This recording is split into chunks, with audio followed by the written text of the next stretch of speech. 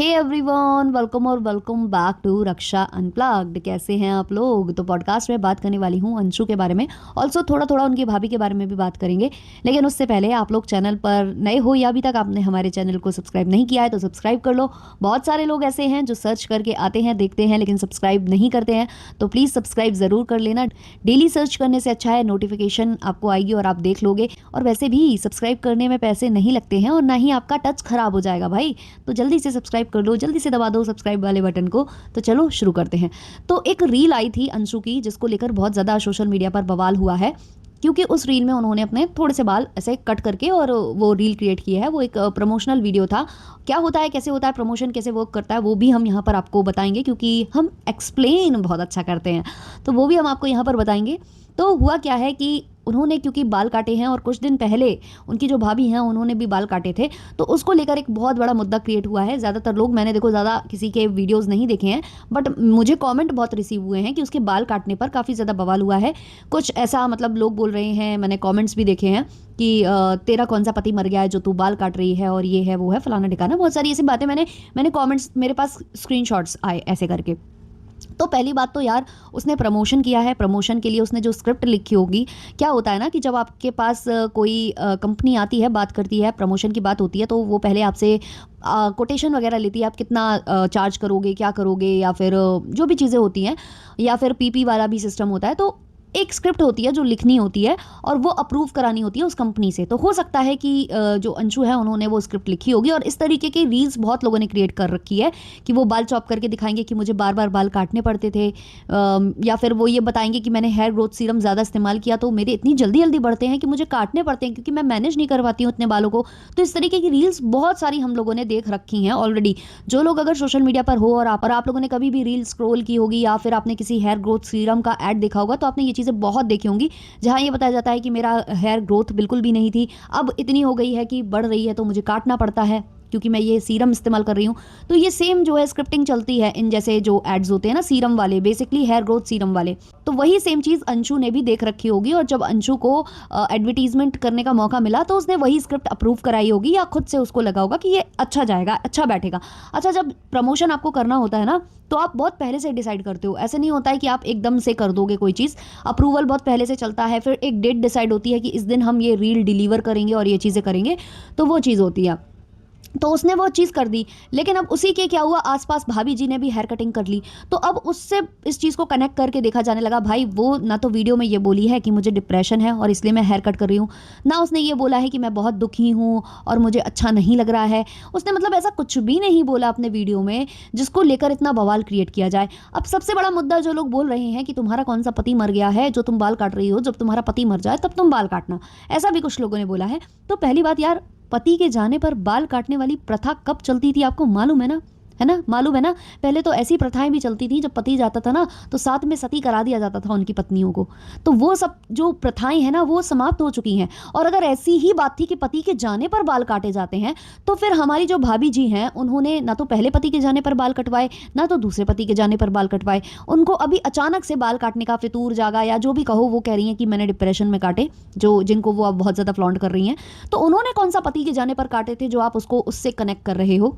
हर वक्त किसी के पीछे पड़ जाना। वही सेम चीज़ अगर हम लोग मैडम के व्लॉग्स आने पर रिएक्शन दे देते हैं, जो वो कुछ बोल कर जाती हैं उसको क्लैरिफाई करने लग जाते हैं, तो फिर प्रॉब्लम्स होती है। काफ़ी ज़्यादा लोग कमेंट करते हैं कि उसके पीछे पड़े हो, उसके पीछे पड़े हो, उसके पीछे पड़े हो। लेकिन यही सेम जो कमेंट करने वाले हैं, जब पंचू को जाकर कमेंट करते हैं या पंचू को उल्टा सीधा बोलते हैं या उसका रिश्ता पड़ोसी के साथ गंदा गंदा बनाते हैं या कुछ भी करते हैं, तब वो कहाँ जाते हैं? तब वो पीछे नहीं पड़ रहे होते हैं, तब वो कुछ नहीं कर रहे होते हैं। मतलब अगर आप करो तो सब सही। वही वाली बात है ना कि सादा कुत्ता टॉमी तो आडा कुत्ता कुत्ता। ऐसा सोच रखते हो क्या आप लोग? तो ये तो कोई बात नहीं हुई। और ये जो प्रमोशन का सिस्टम है वो बहुत अलग है। आप जितने भी हेयर ग्रोथ सीरम के एड्स देखोगे, ज़्यादातर में यही चीज़ें की जाती थी। तो वही इंसान सीखता है, जो सीखता है वही प्रेजेंट करता है। जैसे हमारी भाभी जी ने सीखा कि आजकल जो हेयर कट का ज़माना है, लोग शॉर्ट हेयर्स में वीडियोज़ बना रहे हैं, और जब शॉर्ट ड्रेसेस पहनो तो बहुत अच्छे लगते हैं शॉर्ट हेयर्स उसमें, और कहीं ना कहीं वो एक दूसरे से कॉपी करने की उनकी आदत है। तो उन्होंने वो चीज़ की, तो तो सबसे बिल्कुल बिल्कुल सही बात है। लेकिन अगर पंचू ने वही चीज़ कर ली तो भाई उसको पता नहीं कहाँ का कहाँ ले गए। उसने केवल एक रील क्रिएट, प्रमोशन वाली रील क्रिएट की, उसमें उसने ऐसा कुछ बोला भी नहीं। वो अपने बाल ऑलरेडी पहले काट चुकी है जब वो बहुत ज़्यादा फ्रस्ट्रेट हो गई थी, उसका भी उसने वीडियो नहीं बनाया था। हाँ, भाभी जी ने उसको ये ज़रूर बोला था कि छोटे बाल पर अच्छी नहीं लग रही हो तुम, लेकिन अंशु ने तो वो भी नहीं बोला कि भाभी आप अच्छी लग रही हो या नहीं, क्योंकि पता है उसको कि वो कुछ भी बोलेगी तो क्या होने वाला है। अभी वो कुछ नहीं बोल रही है तो इतना कुछ हो रहा है, तो उसके बोलने में तो पता नहीं कौन सा बवाल हो जाना है। तो एक प्रमोशनल रील को पता नहीं क्या बनाकर रख दिया कि भाई तुम बनना चाहती हो, फ्लैपी बनना चाहती हो, पहले उस जैसी बनकर दिखाओ, पहले उस जैसा ये, पहले उस जैसा वो। भाई मत कंपेयर करो। अगर ये खत्म हो जाए ना, ये उल्टे सीधे कमेंट्स, ये ऐसे एक दूसरे को टारगेट करने वाले जो वीडियोस बनते हैं व्लॉगर्स की साइड से, वो अगर ये चीज़ खत्म हो जाए ना तो रिएक्शन चैनल वालों को वीडियो बनाना ही ना पड़े। जैसे इतने दिनों से कोई भी बात ही नहीं कर रहा था फ्लैपी मैडम की, कोई इन पर वीडियो नहीं बना रहा था, ना ही पंचू को कोई बोल रहा था कुछ, कोई किसी को लेकर कुछ भी नहीं कर रहा था। लेकिन जब जैसे ही स्टार्ट होते हैं ना एक दूसरे को टारगेट करने वाले व्लॉग्स, या फिर जानबूझकर व्लॉग में इस तरीके की हरकतें की जाती हैं कि सामने वाले को गाली पड़े, तो वहीं से रिएक्शन चैनल वाले एक्टिव हो जाते हैं। वरना रिएक्शन चैनल वाले या जो भी बोला जाता है पॉडकास्ट चैनल वाले, क्यों वो फालतू में रोज रोज आपको डिस्कस करेंगे? अगर कंट्रोवर्सी नहीं होगी तो वो बिल्कुल भी आपको डिस्कस नहीं करेंगे। अब एक मुद्दा बहुत ज़्यादा उठ रहा है कि भाभी जी लखन से मिलने गई हैं या नहीं गई हैं।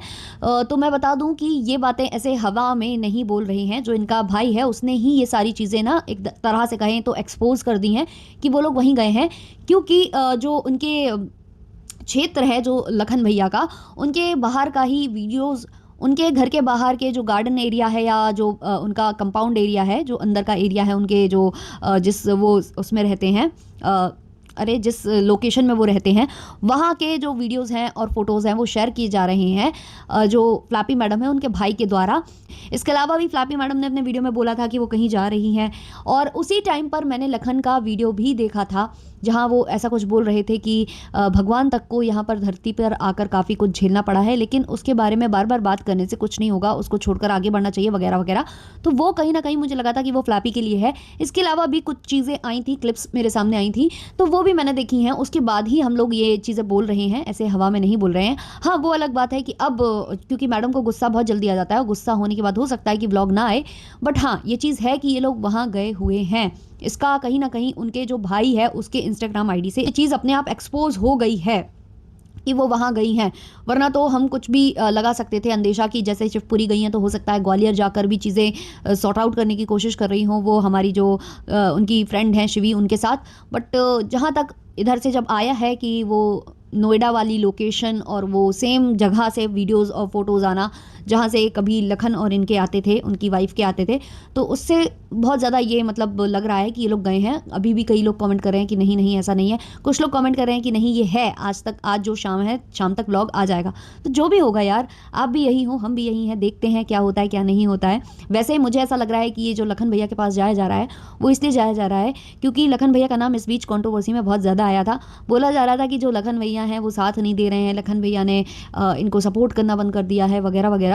इसके अलावा ऑडियंस भी बहुत ज़्यादा लखन को जा जाकर कमेंट कर रही थी, जिसका रिप्लाई भी लखन नहीं दे रहे थे, ना तो वहाँ पर हार्ट्स दे रहे थे ना ही कोई रिप्लाई दे रहे थे।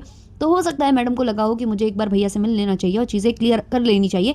लेकिन हमें इंतज़ार उस चीज़ का भी है कि जैसे लखन भैया पर बहुत सारे एलिगेशंस लग रहे हैं कि जो मैडम है उनकी वजह से उनका घर ख़राब हुआ है, उनको घर से जो कहा जाता है कि निकाला गया, जो कि नहीं निकाला गया, निकल कर वो आई हैं, बट जो भी इनके घर में प्रॉब्लम्स क्रिएट हुई हैं वो लखन भैया की वजह से क्रिएट हुई हैं। ऐसा बहुत सारा नैरेटिव सोशल मीडिया पर भरा पड़ा है। अब लखन भैया तो ये चीज़ें अपने साइड से क्लियर क्या ही करेंगे। अगर फ्लैपी मैडम इस चीज़ को क्लियर कर देती तो बहुत अच्छा हो जाता और यही मुद्दा उठाया जा रहा था, लेकिन फ्लैपी मैडम ने क्लियर नहीं किया। अब फ्लैपी मैडम गई हैं लखन भैया के घर, जहाँ तक जिस हिसाब से इनके सोशल मीडिया जो हैंडल्स हैं उस पर समझ में आ रहा है। तो अगर वो गई हैं तो उन्हें ये चीज़ ज़रूर क्लियर करनी चाहिए, क्योंकि अगर वो वाकई में किसी को अपना भाई मानती हैं दिल से, ये नहीं कि सोशल मीडिया वाला केवल रिश्ता है या उनके बहुत ज़्यादा व्यूज़ हैं इसलिए, या फिर उनके बहुत ज़्यादा सब्सक्राइबर्स हैं इसलिए उनसे दोस्ती है, अगर ये चीज़ है तो अलग बात है। लेकिन अगर आप उनको वाकई में दिल से भाई मानती हो और आपको ये पता चल रहा है कि उनकी बेइज्जती हो रही है या उनको गलत तरीके से लोग समझ रहे हैं कि वही हैं आपका घर बर्बाद करने वाले, तो आपको ये चीज़ क्लियर करनी चाहिए कि उन्होंने आपको कितना सिखाया पढ़ाया या उनकी वजह से ये चीज़ें हुई हैं या नहीं। ये आपकी जिम्मेदारी बनती है एज अ सिस्टर, अगर आप उन्हें वाकई में दिल से अगर आप ये रिश्ता निभा रहे हो तो। बाकी आपके ऊपर है, कोई फोर्स तो आपको कर नहीं सकता ना।